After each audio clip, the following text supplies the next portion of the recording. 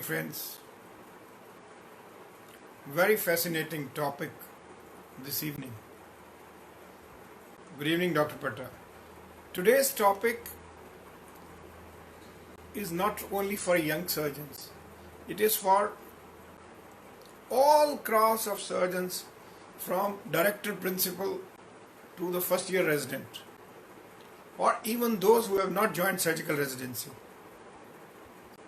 It is such a topic which nobody likes to discuss. Friends, the best thing to happen in life is death. That is how they said, as sure as death. Surgeons have a very definitive role in managing end of the life issues. Now, I will divide today's session into three parts. Part 1 is palliative care. Part 2 is hospice care.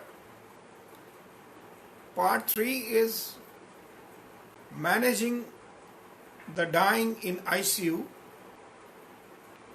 And part 4 is post-death bereavement. Well, the system is only 2-3 decades old.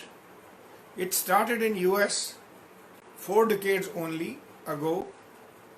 Somehow, palliative care in India is not taking up.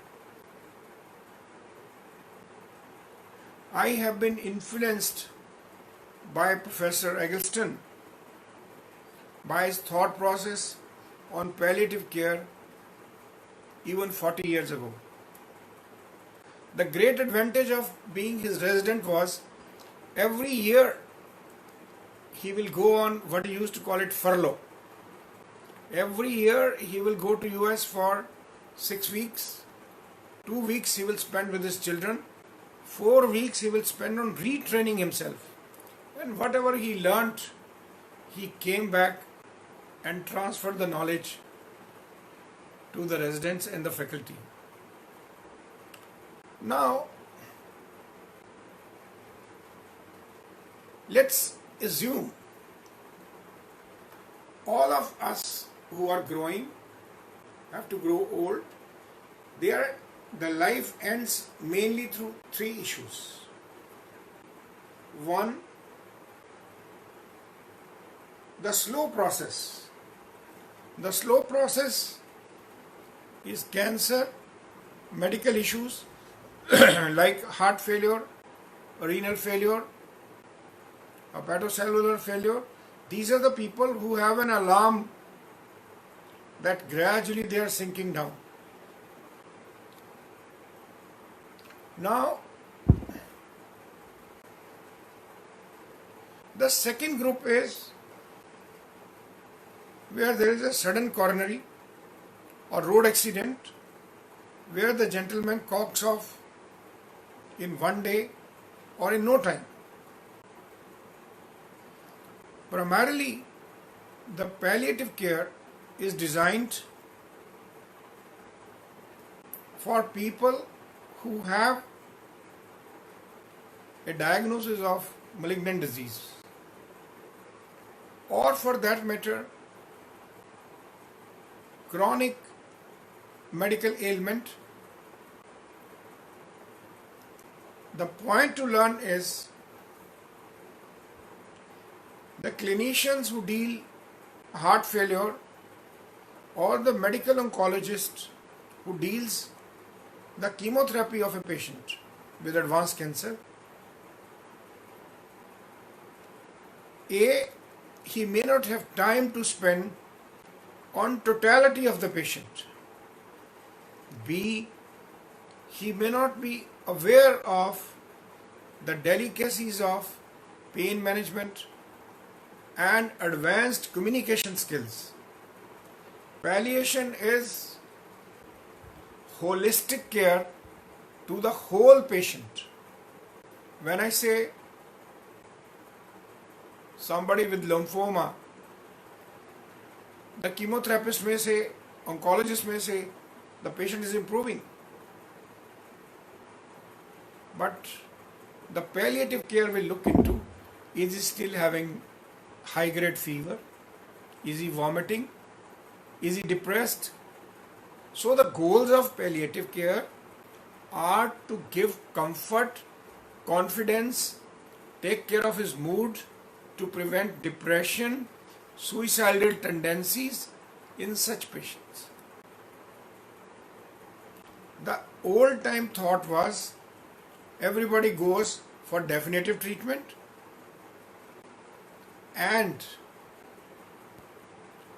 the palliative care starts when the definitive treatment ends, when we do not have hope of recovery. But that was a wrong concept. The current concept is, let me first take you to a small picture which I have drawn. Permit me to change my camera for a second, because this is the most convincing picture which I can share with you.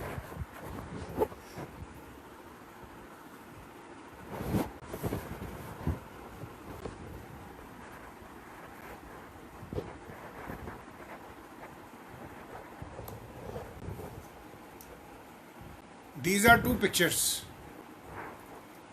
The top one, the first big rectangle, is definitive treatment.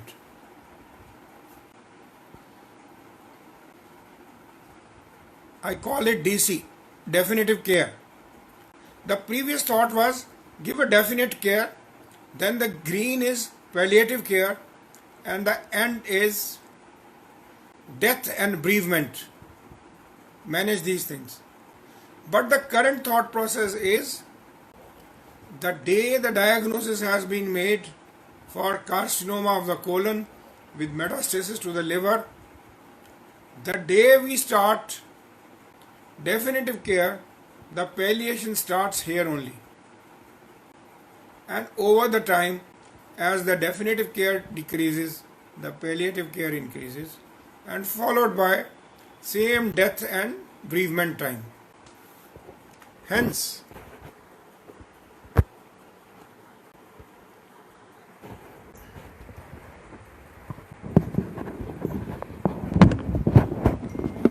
the role of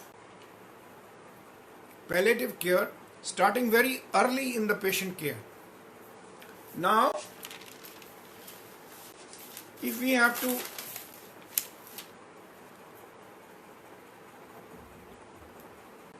look at what is palliative care, in which the family members are on board, patient is on board, he understands what are his issues. Now everybody has his own thought process on a malignant disease or on a chronic heart failure, where he is biased by his culture, his religion, his siblings, and their education has correlation on how the patient thinks. What are his beliefs? It is an interdisciplinary specialty where there is a skilled physician in palliative care who has done his fellowship. He has primarily the skills are pain relief, symptomatic making it better, advanced communication skills, and coordinating the case setting with his primary care doctor. What are the benefits? The benefits are the symptoms are treated better, the depression is minimal, the quality of life is better, and the burnout of the caregivers who may be in uncertainty. You see, in our country, most of the busy clinicians do not give time for counseling, whereas here we are creating a breed of clinicians who are trained in palliative care. Their job is not to treat B-cell lymphoma. Their job is to make the patient better. Primary care is not Now there is a role of palliation by primary care. When I say primary care, some primary care clinicians are sensitive to the patient needs, his belief, his religion, his priorities of life, what he expects out of the disease process, what does the family want. So we have some old-timer clinicians who are also, while they are treating lymphoma or heart failure, they are also looking after, to some extent, palliation. The secondary, these are called primary palliative clinicians. The secondary palliative clinicians are who are trained for a year or so in managing the pain more scientifically, in managing the communication skills in a nicer way. Hence, they are called secondary caregivers. Now, there is a very interesting study from Mass General Hospital, printed in New England Journal in 2010. They randomized, this is a landmark study, they randomized 150 small cell cancer from the lung. 50% went to the definitive chemotherapy without palliation, and 50% went palliation and chemotherapy to begin with. Both got identical, but after 2-3 months, people in palliation were tolerating oral drugs well, and the end result was the people who had primary care, palliative care to begin with, they had less depression, their quality of life was better, and surprisingly, in their last 3 months, without much IV chemotherapy, they survived longer by 2.5 months than the control arm. Similarly, there is a Zimmerman study in Lancet 14 which conveyed the similar thing, but in their comparison the quality of life was much better, the cost of treatment was less, but this was a mixture of lung, ovary, stomach cancers, but there was no survival benefit difference. If we look into a big circle of palliative care, in the center of it is a smaller circle which is called hospice care. We will come to that a bit later. So this is a integrated model. The part of team from beginning till end is, we have a palliative care physician, palliative care nurses, administrator and backup staff, and also at times a preacher, a religious preacher of the patient's tastes.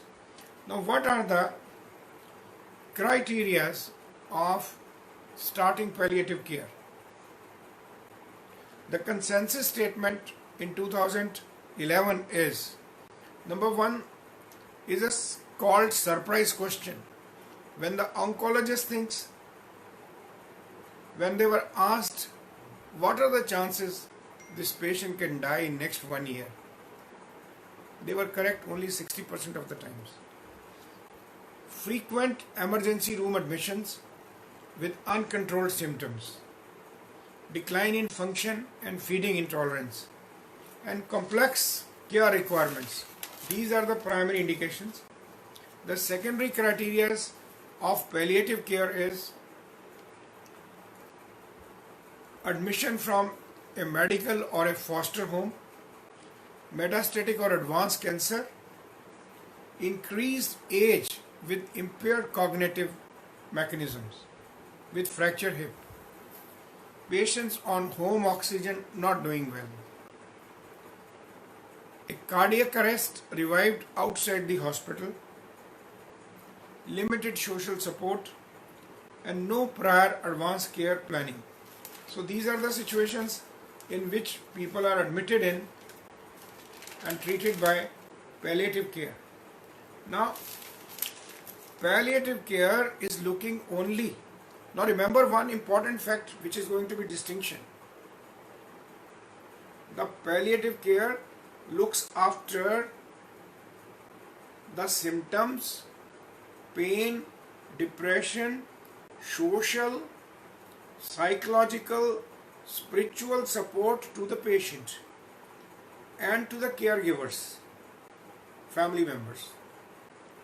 But the primary treatment of, say, malignant disease, say heart failure, continues.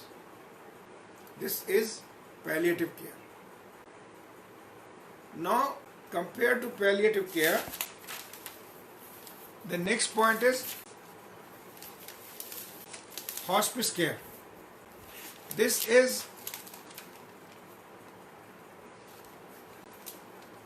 defined as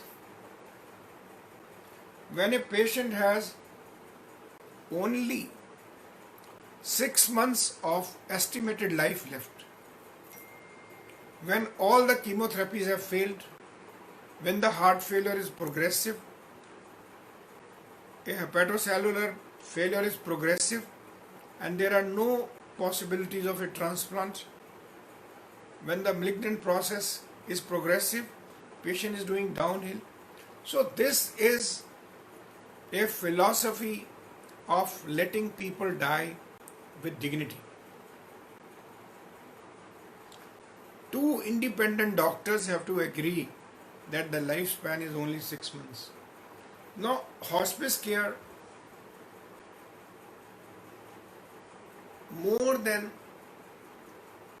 majority of the cases, it is delivered at patient's doorstep, in his house. The frequent question which patients who are offered hospice care, when they are educated, the question is, am I going to die soon? See, the philosophy of hospice care is, when the number of days are left less, it is adding. When the life has less number of days, it is adding life to those days. The days may not be able to be prolonged. I repeat, it is adding life to the days which are left. It is a team approach. Now, once the patient is shifted to hospice, that is a difference from palliation. Then it is assumed no definitive aggressive treatment will be done for the primary malignant disease. Means no more chemotherapy. Yes, there is a lacuna. Suppose this patient is a diabetic. The care for diabetes is not withheld. If he is a hypertensive, care for hypertension is not withdrawn. It is a team approach, and collective physical, financial, emotional and spiritual help is rendered. The priorities of the patient are asked. What would he like to eat? Whom would he like to meet? What kind of environment? So when it is done in his home, or rarely done in the hospice centers, if he has a pet and he loves his pet, he is allowed to live with his pet. If he wants to live with his grandson is allowed to be part of the care members. Now, family members are important part of caregiving in a terminally ill patients. But now let me first tell you what are the principles of hospice care. Number 1, it is to give comfort. Number 2, pain management. Number 3, dignity and respect. On this, I will tell you, any sick patient in your ICU, this is part of a palliation care, dignity and respect also. If I happen to visit a bed of a sick person, I am not a religious person, but I am trying to share my working and knowledge. And to a sick person, if I say, Sat Sri Akal ji, no, it gives him a boost. Sat Sri Akal is 10 times more effective than a good morning. Salam alaikum to a Muslim is more conducive. You are trying to develop a link. He fully understands that I am a Brahmin and he is a Muslim. But then when I greet a Muslim by saying Salam alaikum, it's trying to build a connectivity between me and the patient. If a Sardarji likes to be called as a Singh Sahab or a Sardar Sahab, and if you just call him Bauji, well, you have given him respect, but it is irritating to him. Right? So trying to understand the psychology which the patient across the bed needs is the need of the hour. How did it start? Around 40 years ago, a group of nurses realized that people die at the middle of night in an isolated long hall. They are suddenly found dead with no relatives, no attendants. The man who was dying didn't have an idea, but everybody knew, oh, he has a terminal CA.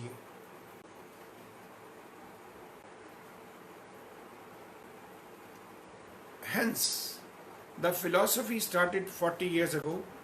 It started in England, and it was Dame Cicely Saunders in 67 who came from England and in Yale University gave a lecture on the philosophy of hospice care.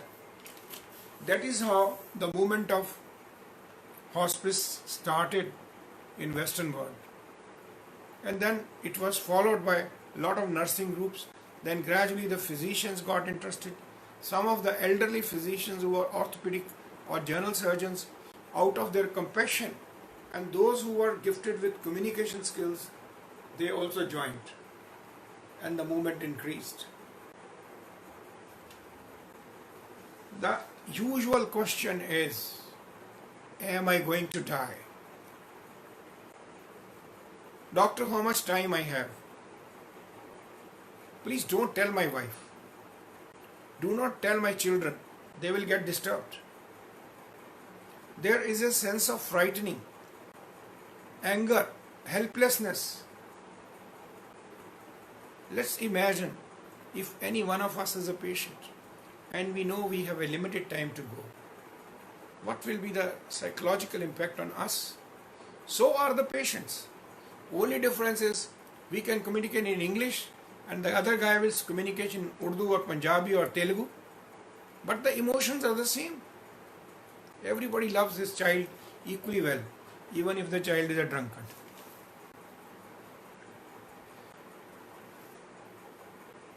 The advantage of hospice services, the facilities are at the home program. The patient who says, I do not want to die in the hospital. I would like to die in my own home.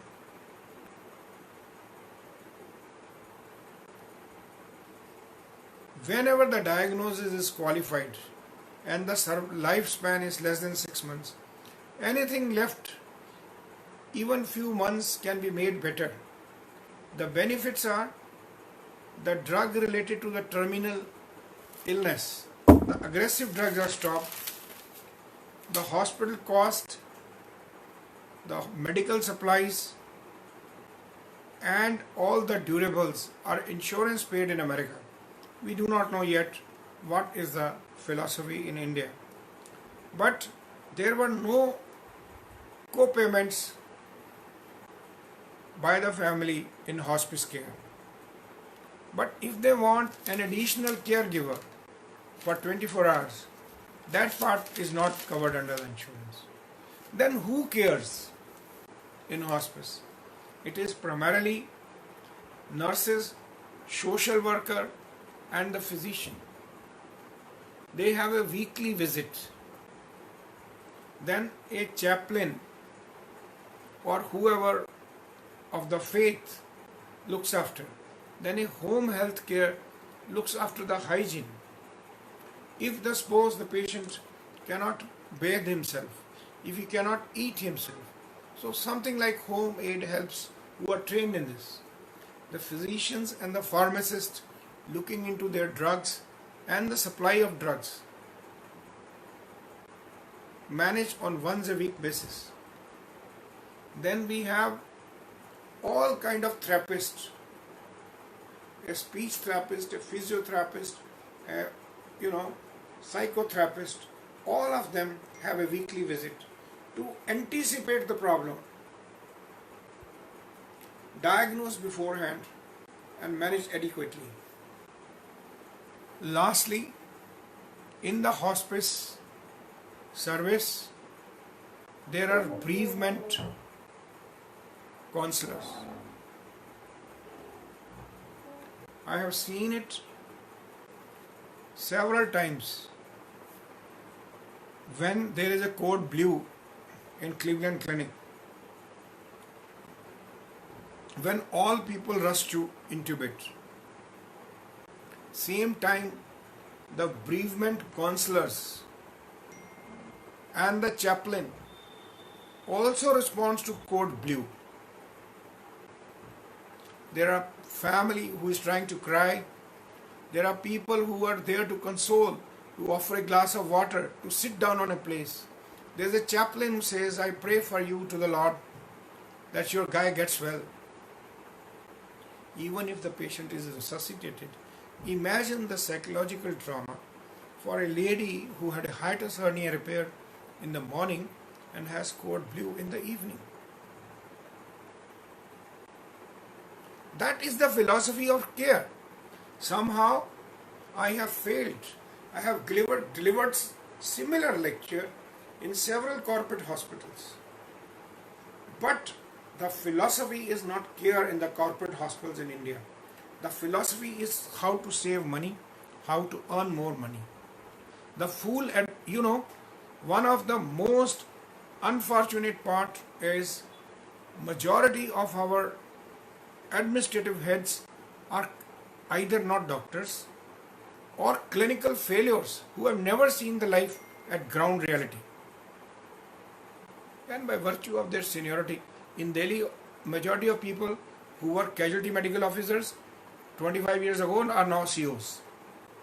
But their basic IQ and mentality of the same casualty medical officer. Now, they visit weekly. They have a system of check-in call. Every night the nurse rings up and asks, are you okay? Do you have enough of supplies? Do you have your pain control adequate? She will call up in the morning to know, have you slept well? And so on.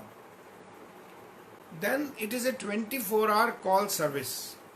Whenever the patient or the caregiver, son, son-in-law, daughter-in-law, wants for the slightest thing, they can call up the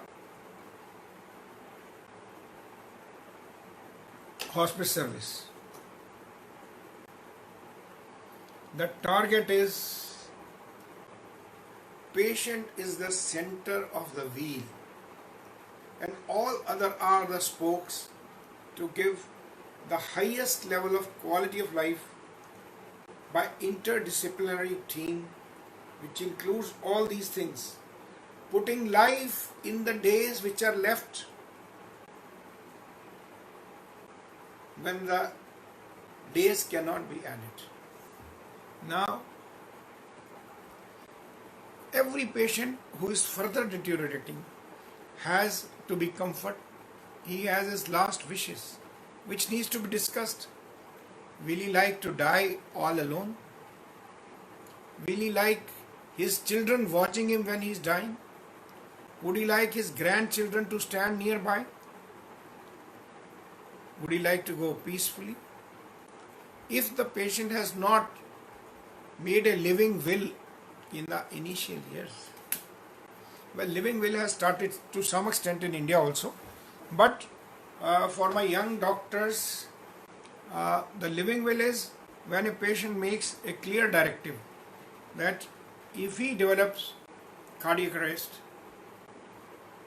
he will not like to be the called DNR, do not resuscitate, or also do a DNI, resuscitate but do not intubate.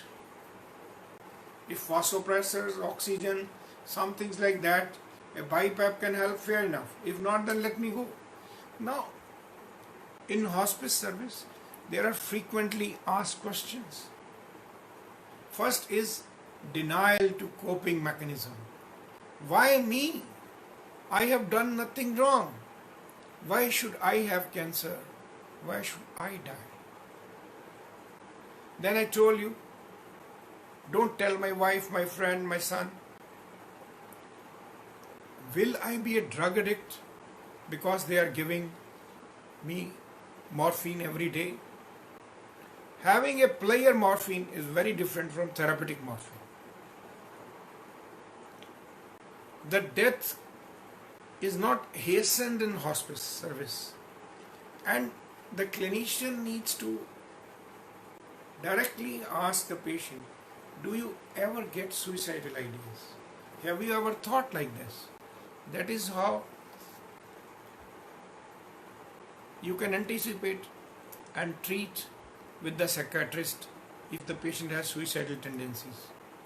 The philosophy which we need to tell the patient is, you matter to us because you are you, and we will help you to be the last moment of life as you are. I will share with you one story. My life is full of stories of terminal care, and I will tell the story. First, let me say what are the 7 basic elements of hospice care. Number 1, rapport and relationship building with the patient and the family. Number 2, addressing the symptoms.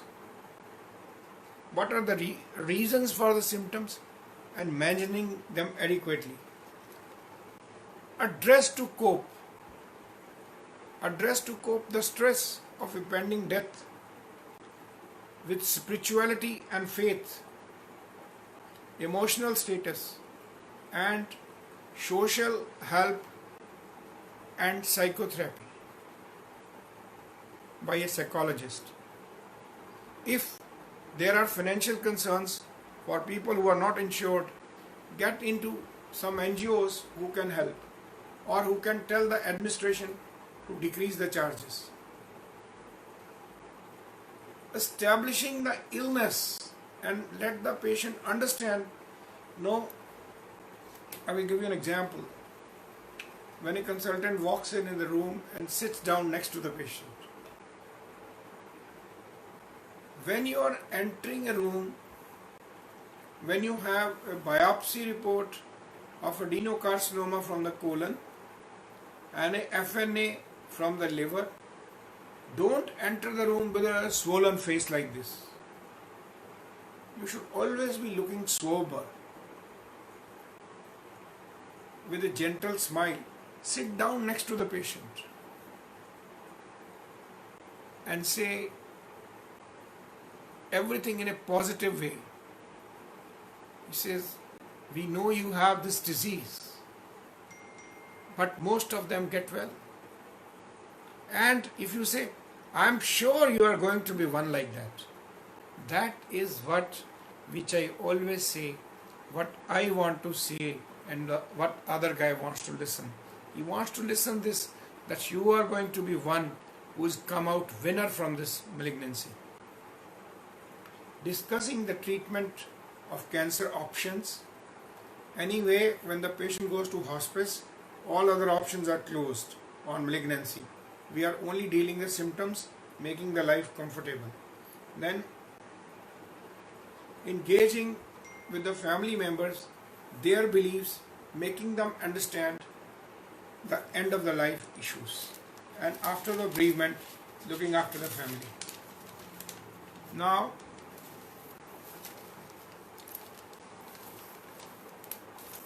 the third issue is issues in ICU. When we have chronically sick patients or a trauma young patient who has, say, liver, spleen, bowel, lower thoracic injury and has deteriorated because of sepsis. And these are the patients who are on vasopressors, who have a ventilatory support, who have antibiotics, and some of them will require dialysis intermittently. Here we need to talk to the family on the concept called a basic pillar approach or a pillar talk. Pillar talk is a roof is supported by four legs. One, heart. I would say the heart is not doing well because he is on two vasopressors. His lungs are not doing well because we have put him on ventilator. His kidneys are not doing well. We are dialyzing him. And his infection is not doing well, despite of 3-4 antibiotics we are giving. So the life is temporarily carrying on. And we have given a fair trial of few days. His requirement is going up. His adrenergics are up. His ventilatory support is on higher mode. He is getting frequent dialysis. He is still spiking. So under the circumstances, if his heart stopped, do you want us to do a cardiac massage? At the same time, we will say it is seldom effective in such a patient. It can break ribs and can make his terminal situation worse. So, when we are going to talk to somebody in a young patient with trauma, when we are talking about DNR, we don't want to ask, if you ask, would you like the best of care? Who will say not the best of care? But we need to sit with them and explain, if the heart stops, we will do CPR, ACLS. We might have to give shock to the patient for cardioversion if the rhythm is convertible, shockable. And we might have to increase the vasopressors and put some injections into the heart or adrenaline into the central vein. This will make the end bit uncomfortable. Would you like us to do? Most people will say no. Let them be the part of decision making. But if somebody says, you do everything which is possible, we don't mind, but the man is going anyway, then follow the family, whatever the family says. Now, from the having met dozens and dozens of, maybe hundreds of cancer survivors with equal number of deaths, I am going to share with you what I have learnt in my lifetime. When you have a patient like this, who is, even before you break the news, even before I show the biopsy report, I call in a help group person. Even in a small district where I practiced all my life, And I find that kind of arrangement is not effectively existing even in big corporate hospitals in Delhi. When I have a CA breast,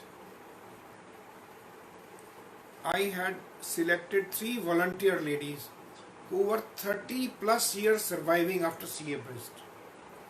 Imagine if at 11 a.m. I break the news that, my dear child, you have a cancer in your breast, but at the same time, don't worry, you will be okay. The drugs are good, we will do your best of surgery, and then if you add one more dialogue, I will treat you like my child. And if you're young, like my sibling or my brother or sister, that infuses a lot of confidence. And meet somebody after 5 minutes who will counsel the patient. Not only the patient will be more compliant, the outcomes are better. Dr. Eggleston used to always ask us, when he could not sometimes communicate in Punjabi, when he could most of the time, he could understand everything, but sometimes his words were not appreciated by the population. So he used to call Americano Punjabi. So he would say, ask him how he feels about the disease.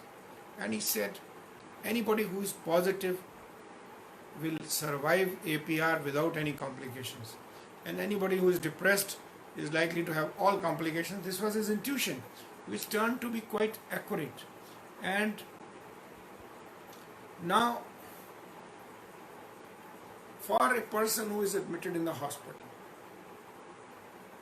when a doctor visits him, even we had 104 fever. When he visits, he touches him, he examines him and says, Mr. Sundar, you are doing much better today. Well, he may not be very better. But one word, you are going to get well. There is no reason for you not to be up and about like before. Talk something positive. Talk to them with empathy. Sharing, if you were the patient, what you like to hear. Give time. Do not give time to a lap chole or a hernia which is got absolutely well. Even if you give less time, they will not mind. But about a person whom you cannot help, you can do nothing about his survival. Give them time. Give them confidence. That is called primary palliative care. And if you cannot, if you are too busy from your bowel resections every day, then have a palliative care service generated in your system. Through this lecture, to the most brilliant guys in the country, I will inspire this, start a positive palliative care program in your department and help people serve better. Now, somebody who, believe me, when somebody is recovering and if he likes a rabdi from Haldiram, believe me, how would he like if you are brought a small packet of what he likes to eat. Imagine if you bring a pen drive for him or a Bose system with music which plays ghazals of his taste. Believe if you bring him ilaichi dana which he likes to chew after his food. These are the gestures. If you visit a patient who is recovering from malignancy, as a relative or as a friend, and you find he is asleep, just don't find an excuse to get away, oh, he was sleeping. Such patients never sleep more than 1 hour. They always keep tossing in the bed. Sit down on his foot end of the bed silently with a chair. Read up a newspaper or a magazine or play your WhatsApp on the phone till he is asleep. Learn this to sit on the foot end. That is how Lord Krishna helped Arjuna because when he woke up, he saw the gentleman on the foot end. So if you are a friend, if you are a well-wisher, sit on the foot end of the bed. Wait for 45 minutes. When he gets up, greet him with a smile, with positivity. Imagine if a friend walks in as soon as you have recovered from anesthesia and he says, I talked to your surgeon and he told me this has been a wonderful operation. He has removed all the tumor from far off. Now who will not like to listen such a dialogue? We want people surrounding who give positive waves. If you are a friend, you cannot take chemotherapy on his behalf, but surely you can fill his insurance form. You can deal with the TPA on his behalf. You can sit with him. You can bring a soup of his taste. That is what is friendship. You make him a handwritten card and remind him something. Oh, remember the days when both of us were caught in a SPM class reading some novel? Give him a sweet memory of past. If we are doctors, we are also humans. And a good doctor is first a good human, then a good doctor, then a specialist. So, dying is a normal phenomenon. All of us have to undergo that. How we care for others should be the way we like to be cared. The communication should be open-ended.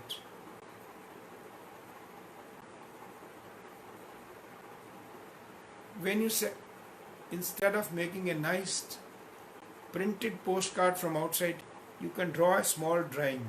You can write a nice letter of reminding how the good days we have enjoyed, and then add on, we will continue to enjoy the company. I care for you. I love you.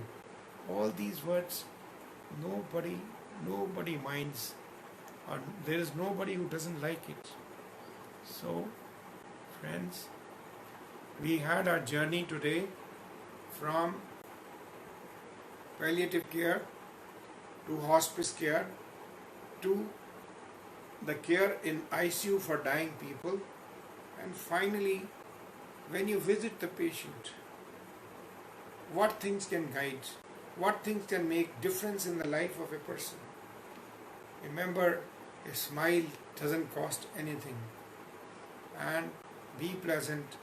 Touch the body. Cancer is not contiguous. You can't, if you keep a hand on the shoulder, it does not come to cancer through the hand to you. So, use your body language to convince the family that the patient will get well. The usual thing, which card which I make, I always write, tough times don't last, tough people will. I know you are tough enough. Right? Write some nice gestures.